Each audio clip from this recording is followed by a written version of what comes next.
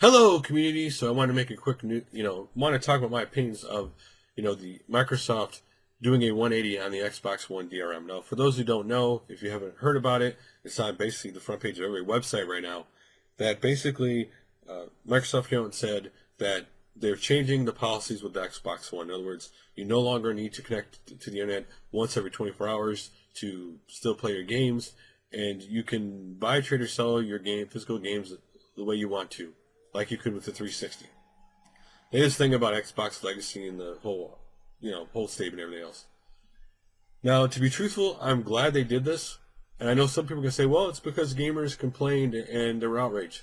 The complaining in videos didn't change what happened, to be honest. I know people like to say that, just like Operation Rainfall did a great job. Most of the time, no, it's not. It's the company sees sales figures. They don't care about you complaining. They just don't. It's all about money. That you can complain all you want, but if there's no monetary to be made off of this, they're not going to do it. What really I think happened was we only got sales data out to June 12th, and that only showed that there were 3 PS4s pre-ordered for every 2 Xbox Ones. After that, we haven't had any data, so we haven't been able to see how bad, but I have a feeling the pre-order numbers got bad, that the PS4 pre-order sales were skyrocketing way past the Xbox One. The only other data we had was that Sony had already sold through its initial launch date systems, that they were already pre-ordered, that anybody who pre-orders now, they're not going to get one at launch because they've already blew past that number. Listen, Sony had a great marketing thing when they said there'd be no DRM and Used Games. It was great. It was a great marketing thing. Because truthfully, Microsoft changing this and Sony doing that, it's all about getting the system in the home. After you get the system in a home and a number install base, at any time you can change stuff if you want to. Despite the fact you're going to complain about it, they still got you, so they can change it. For example, last generation, people forget one of the rights we lost was that during the whole hacking situation, both Microsoft and Sony changed their user agreements, or ULLs, where basically you could no longer sue them if you got hacked or something monetarily bad happened to you. So, let's just say, despite the fact Microsoft just changed this, do I trust that they would not switch it back? No, I don't.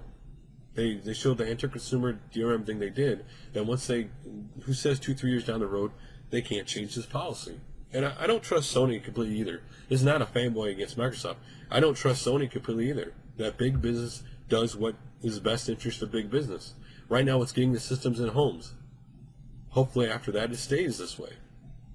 Now, the fact they did these two things, one of the hang-ups for a lot of people I've seen in comments to these articles was the fact that you still need to connect to play your games on Xbox One.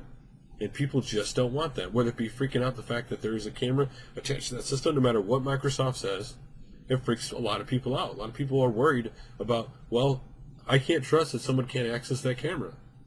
Whether it be Microsoft or somebody else. So that freaks people out. The Prism thing only heightened that. It didn't necessarily like make it worse. It just brought it to more people's attention who would have freaked out about it eventually anyway when they dug into it.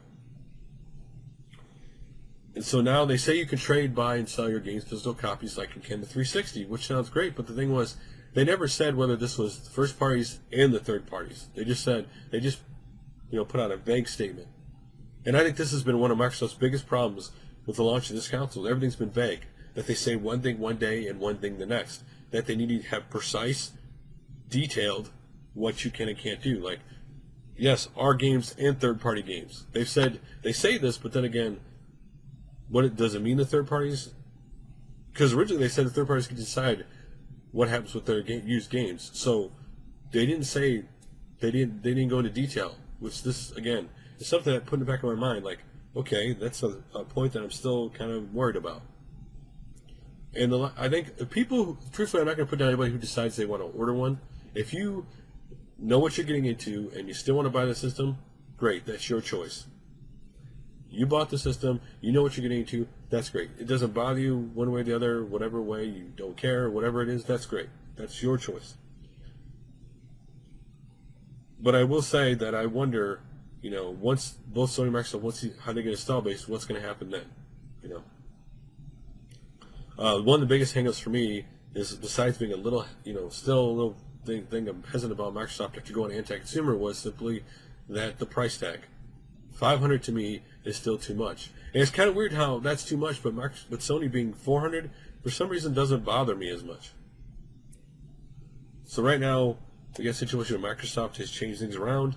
I don't know if it's going to affect their pre-order numbers a lot, because I think a lot of people, ordered the PS4, got Wii U's after the E3, and because they were like, they're still a little hesitant about Microsoft. And but long term during this generation, this could help. Short term, I don't know if they turned it around. Again, they have to show us that they're committed to this. It's not just we say this. It's we need to see a commitment to these policies. I do think, as gamers, if you do, people in general who don't like anti-consumer policies, you always have to vote with your wallet. Don't, just because you like a company doesn't mean you should fall right in line just because they're doing stuff you don't agree with. I think sometimes people, the fanboys, the worst thing in us as gamers, that you'll fall in line without thinking about something before you buy it. Anyway, guys, that's my opinion of it. I'd love to hear your comments. Did the change in DRM change your mind about the Xbox One? Did it matter at all? What still bothers you or doesn't bother you about the system? What do you like about the system?